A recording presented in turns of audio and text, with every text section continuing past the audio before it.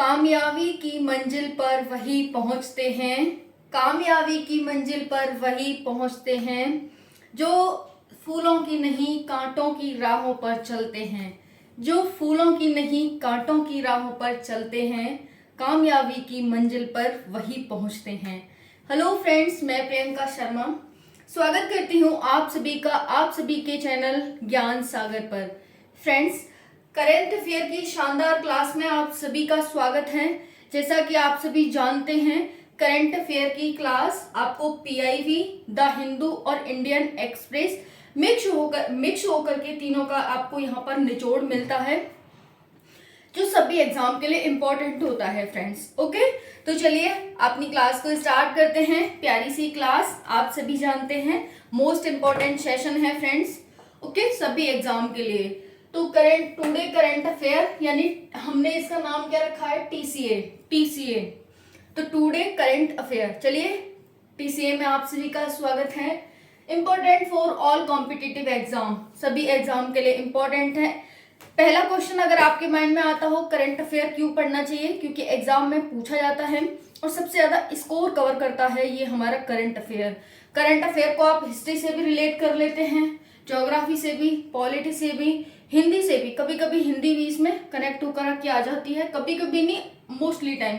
जैसे कोई लेखक हो गया, उसका कोई जन्म दिवस, मरण दिवस, ठीक है, ये सब आए हैं, या फिर उसने कोई बड़ा कार्य किया था इस दिन, तो उसे हम रिलेट करके करंट अफेयर से पढ़ते हैं और वही आता है।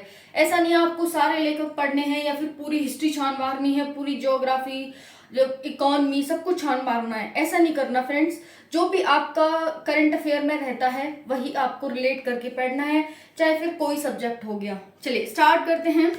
तो आप सभी अगर चैनल पर न्यू है फ्रेंड्स, जो भी चैनल पर न्यू है वो चैनल को सब्सक्राइब कर देंगे, लाइक करेंगे और शेयर करेंगे, जिससे कि मुझे थोड़ा मोटिवेशन मिलेगा, मैं आपके लिए और अच्छा कंटेंट लेकर आऊंगी। चलिए फ्रेंड्स, मोस्ट इम्पॉर्टेंट है, तो आप सभी मेरे मोटिवेशन के लिए वीडियो को लाइक शेयर जरूर करना। ओके, चलिए क्वेश्चन फर्स्ट है फ्रेंड, WHO की मंजूरी यानी समीक्षा से पहले ही ऑक्सफोर्ड विश्वविद्यालय की मलेरिया वैक्सीन को आधिकारिक तौर पर मंजूरी देने वाला पहला देश बन गया है। फ्रेंड्स, आपको आधे घंटे या फिर 20 मिनट की जितनी भी ये क्लास है, बस आपको अपने साइलेंट माइंड के साथ सुनना है, सिर्फ बोर्ड पर ध्यान देना है और मैं क्या बोल रही हूँ उन वर्डों पर ध्यान देना है फ्रेंड्स। ओके, सिर्फ 20 से 25 मिनट, खींच के 20 से 25 मिनट। क्वेश्चन फर्स्ट क्या कह रहा है? क्वेश्चन फर्स्ट कह रहा है कि WHO की वर्ल्ड हेल्थ ऑर्गेनाइजेशन, जिसे हम विश्व स्वास्थ्य संगठन कहते हैं, इसकी मंजूरी यानी समीक्षा। मंजूरी जैसे WHO क्या करता है, क्योंकि ये स्वास्थ्य से संबंधित एक ऑर्गेनाइजेशन है, एक संगठन है, तो कोई भी दवा बनती है, चाहे वो पशुओं के लिए बनी हो, चाहे फिर वो मतलब पशु यानी जानवरों के लिए बनी हो या फिर मानव के लिए बनी हो, सभी की समीक्षा करता है। कोई भी देश, जैसे कोरोना पे बहुत सारी दवाइयां बनी थी, वैक्सीन बनी थी, तो सब का ट्रायल पहले कहाँ हुआ था? WHO में। तभी वो एक देश से दूसरे यहाँ पर जाती है दवाई, तभी वो व्यक्तियों को लगाने के लिए अलाउ की जाती है। ओके, तो WHO की मंजूरी यानी समीक्षा से पहले ही, समीक्षा नहीं दी ना, तो WHO ने की ना ही इसने मंजूरी दी, समीक्षा से पहले ही ऑक्सफोर्ड विश्वविद्यालय में ये बनी थी दवाई। क्या है इसका? मलेरिया वैक्सीन की दवाई बनी थी। इसको आधिकारिक तौर पर मंजूरी देने वाला पहला देश बन गया है, यानी पहला देश है जिसने WHO की समीक्षा से पहले या फिर मंजूरी से पहले ही इसने अपनी दवाई को बेचने का ऑर्डर दे दिया है, आधिकारिक आदेश पारित कर दिया है। और ये दवाई कहाँ बनी है? तो ऑक्सफोर्ड विश्वविद्यालय में बनी है। तो आपको बताना है वो पहला कौन सा देश है जिसने इसे मंजूरी दे दी है फ्रेंड्स। 4 आपके पास ऑप्शन है, बेनिन, घाना, नाइजीरिया और नाइजर। पहला ऑप्शन क्या है? बेनिन, दूसरा घाना, तीसरा नाइजीरिया और डी है नाइजर। ठीक है, तो इसमें से आपको बताना है, इसका आंसर हो जाएगा फ्रेंड्स ऑप्शन नंबर बी। क्या है? घाना। तो घाना ऐसा पहला देश बन गया है दुनिया का जिसने WHO की समीक्षा यानी मंजूरी से पहले ही आधिकारिक तौर पर मलेरिया वैक्सीन को मंजूरी दे दी है, वो अन्य देशों में बिकने के लिए, अन्य देशों में लोगों के लगने के लिए। क्लियर हो गया? चलिए अब और जानकारी ले लेते हैं। वैक्सीन का नाम क्या है? तो वैक्सीन का नाम है R21। क्या है? R21 matrix M. R21 यानी R/मैट्रिक्स-M। तो R21 मैट्रिक्स एम इसका नाम है। ये 12 महीने में बनकर तैयार हुई है और इसकी 77% एक्यूरेसी है। ओके, 77% एक्यूरेसी के साथ 12 महीने में बनकर तैयार हुई है और घाना ऐसा पहला देश बन गया है। चलिए वैक्सीन का नाम ध्यान रख लेंगे। एग्जाम में आपसे ऐसे पूछा जा सकता है, आपको ये नाम दे दिया जाएगा R21 मैट्रिक्स एम क्या है। ठीक है, ये मलेरिया की दवाई है, ये डेंगू की दवाई है, ये कोरोना की दवाई है, या फिर ये बुखार की दवाई है। ठीक है, 4 ऑप्शन देगा तो आप ध्यान रखेंगे एम से। मैट्रिक्स यानी 2 बार आ रहा है, एम मतलब मलेरिया, एम मतलब मैट्रिक्स। ओके, तो ध्यान रखेंगे यहाँ पर इस तरह से। WHO की स्थापना कब हुई थी? तो 7 अप्रैल 1948 को WHO की स्थापना होती है। इसे 75 वर्ष पहले इसकी स्थापना हो चुकी है। तो दोनों तरह से आपसे एग्जाम में पूछ सकता है कि WHO की स्थापना 75 वर्ष पहले हुई थी, 76 वर्ष पहले हुई थी, 77 वर्ष पहले हुई थी, 78 वर्ष पहले। 4 ऑप्शन ऐसे दे देगा। या फिर WHO की स्थापना 7 अप्रैल 1948 को हुई थी, 8 अप्रैल 1948 को हुई थी, या फिर बोलेगा 7 अप्रैल 1947 को हुई थी, या 7 अप्रैल 1946 को हुई थी, ऐसे बोलेगा और आपको 4 ऑप्शन दे देगा फ्रेंड्स। तो आपको ध्यान रखना है स्थापना।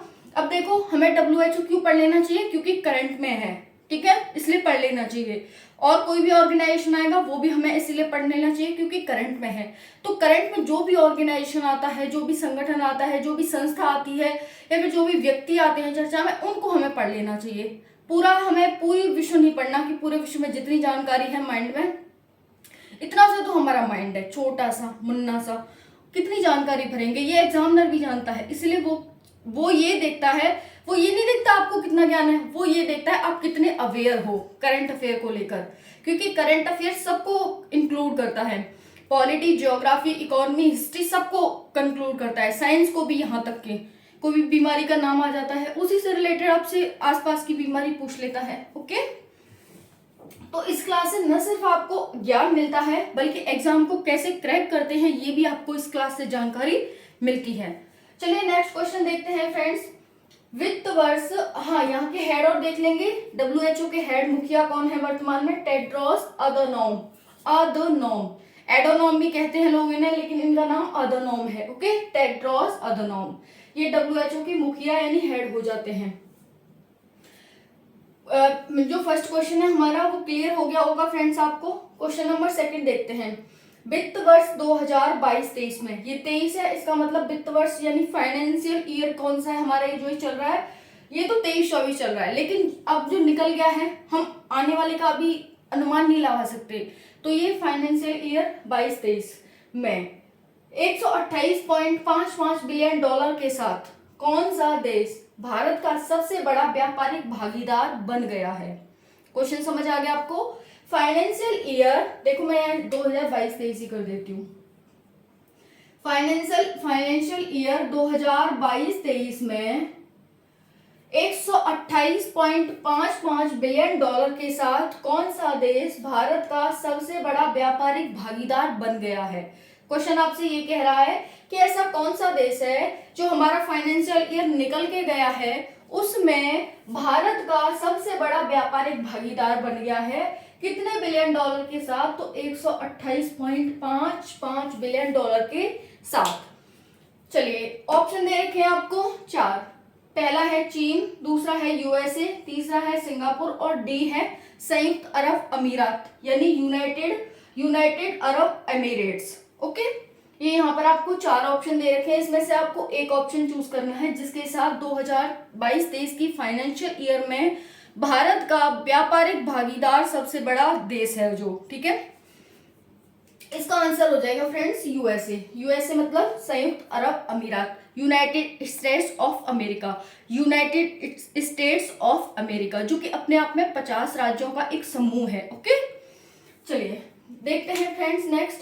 देखो कितने % की बढ़ोतरी हुई है, सबसे बड़ा भागीदार बन गया है, यानी कि भारत ने सबसे ज्यादा जो व्यापार किया है वो अमेरिका के साथ किया है। ठीक है, तो कितने बिलियन डॉलर मतलब कितने परसेंट की बढ़ोतरी हुई है, तो यहाँ पर देखेंगे 7.65% की बढ़ोतरी हुई है। यहाँ पर कितने का, 128.55 बिलियन डॉलर का। तो इतने परसेंट की बढ़ोतरी के साथ टोटल जो हमारा व्यापार हुआ है वो 128.55 बिलियन डॉलर का हुआ है। वहीं पर 2021-22 फाइनेंशियल ईयर में कितना था, तो 119.5 बिलियन डॉलर था। क्लियर होगा, ये डाटा आपसे पूछे जाते हैं क्योंकि भारत की इकोनॉमी की बात है और जिसमें हम सब योगदान कर रहे हैं फ्रेंड्स, डायरेक्टली और इनडायरेक्टली, तो आप सभी को पता होना चाहिए ये सब। नेक्स्ट है 2022-23 में चीन के साथ भी देख लेते हैं, क्योंकि हम ये सोचते हैं कि चीन के साथ हमारा सबसे बड़ा ज्यादा व्यापार होता है। हाँ फ्रेंड्स, होता है, इसमें कोई डाउट नहीं है, लेकिन जो हमारा फाइनेंशियल ईयर 2022-23 है, इसमें चीन के साथ जो हमारा व्यापार हुआ है उसमें कमी आई है। तो यहाँ पर देखेंगे 2022-23 चीन के साथ दो तरफा व्यापार 1.5% की कमी आई है चीन के साथ हमारे व्यापार में, यानी आयात निर्यात जो हुआ है उसमें कमी आई है। व्यापार का मतलब दोनों ही ऐड हो गया, आयात भी और निर्यात भी, जब हम व्यापार शब्द यूज करते हैं तो, ठीक है। लेकिन जब हम स्पेशली आयात यूज कर रहे हैं या निर्यात यूज कर रहे हैं तो फिर उसमें वो तो क्लियर है ही, लेकिन जब हम व्यापार यूज करते हैं इट मीन्स कि इसमें आयात भी है और निर्यात भी है। तो 1.5% की कमी आई है चीन के साथ भारत के व्यापार में। कितना हो गया है, 113.83 बिलियन डॉलर। वहीं पर अमेरिका के साथ कितना है, 128.55 बिलियन डॉलर। वहीं चाइना, जो हम कहते हैं कि अगर चाइना अपने फोन बंद कर दे तो भारत का क्या होगा। भारत की जो गरीब जनता है, जो नॉर्मल फैमिली हैं, जो सिर्फ 8, 10, 12 हजार रुपए में फोन खरीद करके अपना खर्चा चला रहे हैं, उन लोगों का क्या होगा फ्रेंड्स। तो यहाँ देख सकते हैं भारत की निर्भरता चीन पर से कम हो रही है, बल्कि मतलब कम हो रही है। दूसरी तरफ भारत या तो सेल्फ डिपेंडेंट हो रहा है या फिर अन्य देशों के लोगों को बुला करके अपने यहाँ पर मैन्युफैक्चरिंग करवा रहा है, जिसे मेड इन इंडिया कहा जा रहा है। Made in India and make in India, okay. तो ये सब कर रहा है भारत, चीन से हमारी निर्भरता कम हो रही है। वहीं 2021-22 में जो व्यापार हुआ था चीन के साथ भारत का, वो 115.42 बिलियन डॉलर था। तो देख सकते हैं 21-22 में 115.42 था और 22-23 में 113.83 बिलियन डॉलर है, ओके। चलिए नेक्स्ट देखते हैं फ्रेंड्स, सारी जानकारी ले लेते हैं अब। ठीक है, भारत अमेरिका के साथ निर्यात करता है, ओके मैम, ठीक है, समझ आ गया, लेकिन निर्यात करता क्या है। तो देखो यहाँ पर क्या निर्यात करता है, भारत अमेरिका को निर्यात करता है पेट्रोलियम पदार्थ। भारत अमेरिका को क्या निर्यात करता है, पेट्रोलियम। यानी ऐसा नहीं है कि पेट्रोल का भंडार है भारत में, कुछ पेट्रोलियम ऐसे हैं जिन्हें भारत निर्यात करता है अमेरिका को। पॉलिश किए हुए हीरे, ठीक है, पॉलिश किए हुए हीरे जो कर्नाटक वगैरह में हीरे पाए जाते हैं, हीरे को निर्यात करता है अमेरिका को। दवा उत्पाद निर्यात करता है, यहाँ पर आभूषण निर्यात करता है, फ्रोजन झींगा एंड मसाला की खोज में तो भारत अंग्रेजों का गुलामी बन गया था, ठीक है, तो आज भी भारत मसाला इन्हें निर्यात कर रहा है। चलिए अब देख लेते हैं आयात की, भारत अमेरिका से आयात क्या करता है। ठीक है, अमेरिका को निर्यात करता है भारत, ठीक है मैम, समझ आ गया, लेकिन अब आयात क्या करता है। तो देखो कच्चे हीरे आयात करता है, LNG liquefied natural gas, okay. सोना हो गया, कोयला हो गया, सोना आयात करता है भारत, कोयला आयात करता है।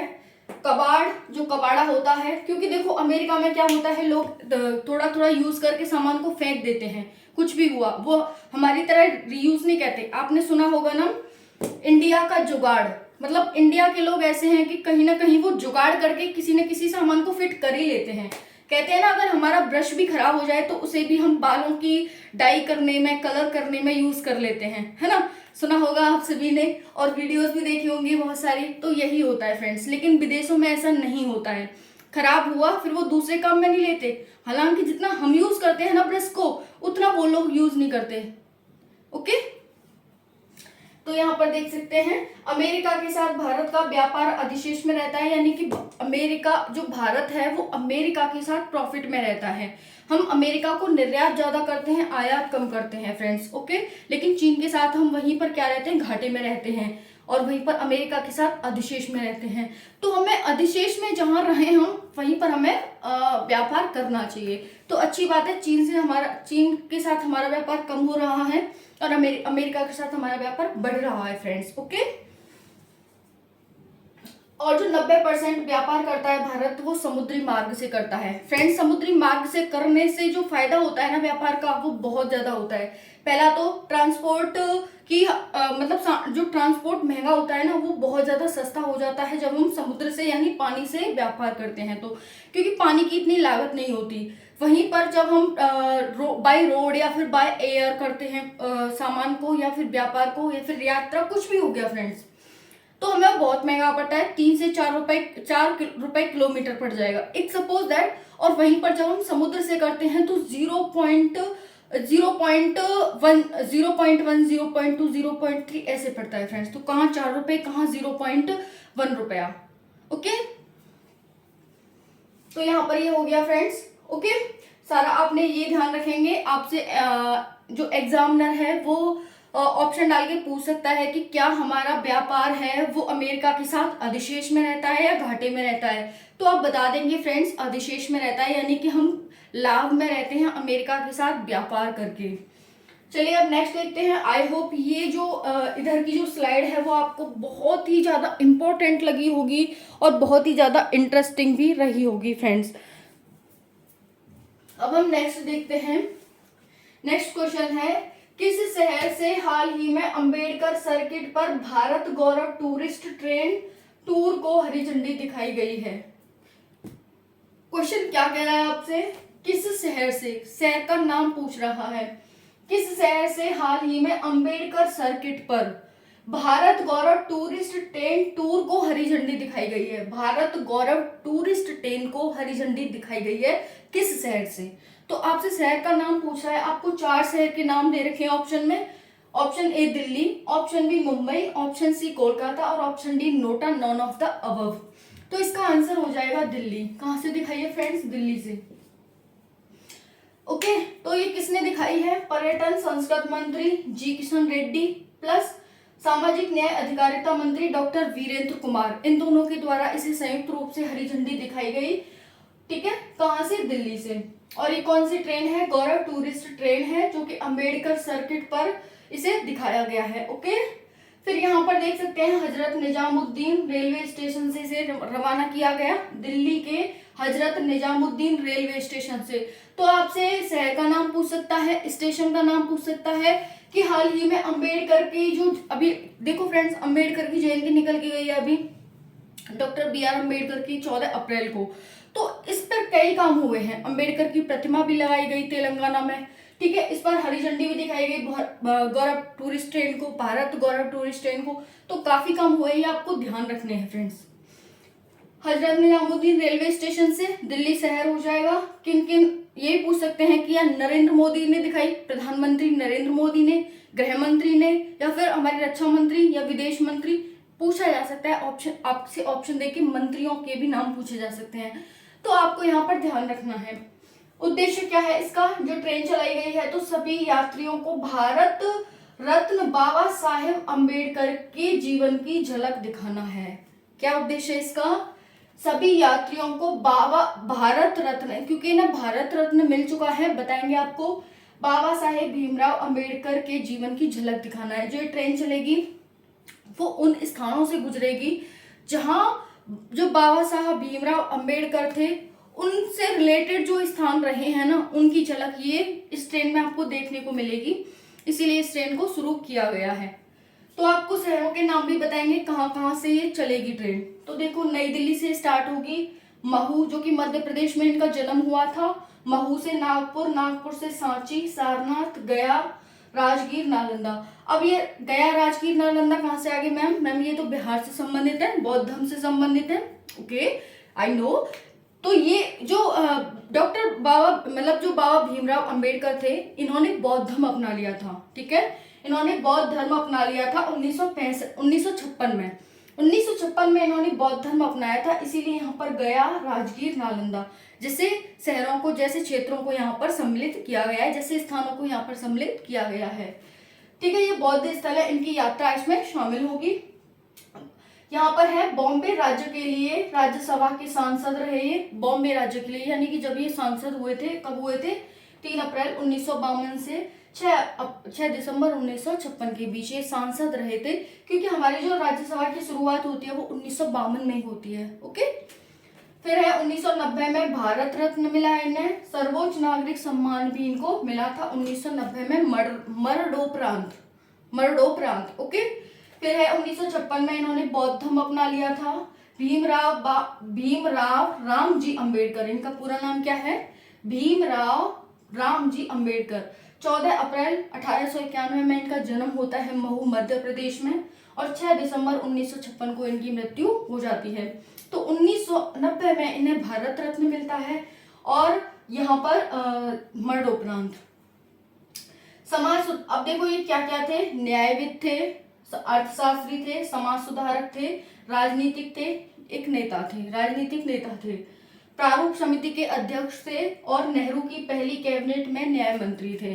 फ्रेंड्स, ये सारा जो परिचय है ये मिल गया आपको बाबा साहब भीमराव अंबेडकर के बारे में। फ्रेंड्स, एक क्वेश्चन है, क्वेश्चन क्या है, राजस्थान के कोटा की 19 वर्षीय लड़की का नाम बताइए जिसे मिस इंडिया 2023 का ताज पहनाया गया है। ठीक है, राजस्थान की एक लड़की है, ठीक है, जो कि जिनका नाम क्या है वो आपसे पूछा है, जिन्हें हाल ही में किसका ताज पहनाया गया है, तो मिस इंडिया का ताज पहनाया गया है। इनका नाम है नंदिनी गुप्ता, इन्हें हाल ही में मिस इंडिया का ताज पहनाया गया है। ये राजस्थान से हैं और 19 वर्ष की हैं। फ्रेंड्स, अब ये क्या करेंगी, अब ये जो वर्ल्ड यूनिवर्स होती है ना, विश्व की यूनिवर्स, मिस यूनिवर्स होती है, ये इसमें ये पार्टिसिपेट अब कर सकेंगी। ओके, तो ये हो गया हमारा क्वेश्चन।